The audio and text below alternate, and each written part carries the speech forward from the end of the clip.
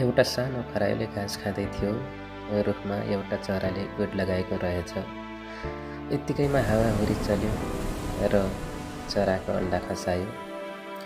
धन्यवाद। यति भनेर खरायो आफ्नो बाटो हिँड्यो, तर सिकारीको जालमा परेछ। एकछिन पर्ख्यौ है, म ठुला जनावर बोलाउन जान्छु। चराले ठुला जनावर बोलाएर लियो। धन्यवाद साथीहरू। यसरी त्यहाँबाट पनि छुटे र फेरि अर्को दिन भेट भएका छन्। दिनेछौ, तिमीसँग कुरा गर्दा मलाई खुसी लाग्छ। मलाई पनि। यो जङ्गलको खरायो र चरा एकदमै मिल्ने साथी हुन् र उनीहरू कुरा गरिरहेका छन्। झाडी हल्लिन्छ, के भयो? भाग साथी भाग।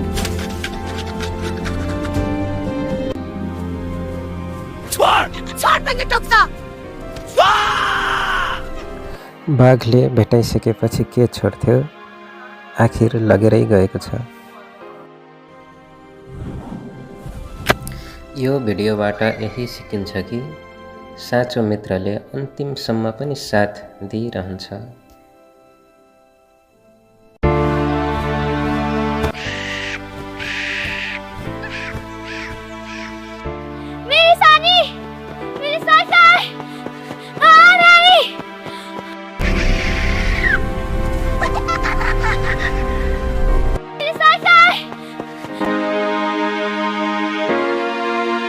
मम्मी यो सानीलाई कहाँबाट लिएको?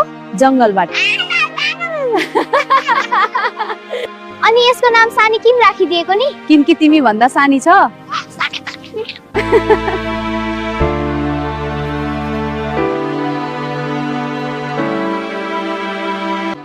ल स्कुल गएर राम्रोसँग बढेर आऊ है। हुन्छ मम्मी पक्की।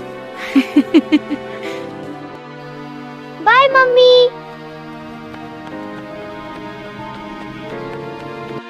तिमी घर जाऊ, म स्कुलको ठाउँमा जान्छु ल। म लिन पनि आउँछु। हुन्छ सानी।